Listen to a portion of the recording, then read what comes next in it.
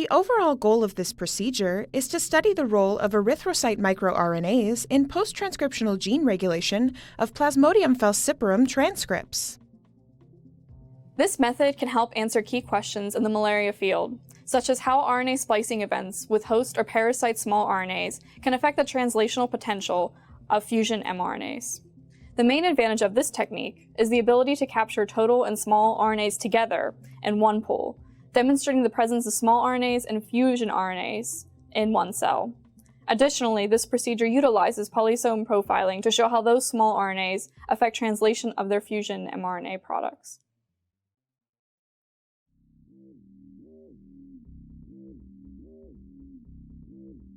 To begin, set up the transfection by centrifuging 300 microliters of red blood cells in complete malaria medium at 800 times G for 5 minutes. Wash the erythrocytes twice with rPMI medium. Resuspend the cells in complete cytomix at 50% hematocrit. Next, transfer the cells to an electroporation cuvette and add 10 micrograms of just thiobiotin conjugated microRNA or an unconjugated negative control microRNA.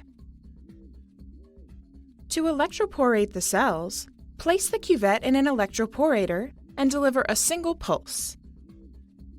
Then plate the cells and infect them with Plasmodium falciparum after 4 hours, as described in the text protocol.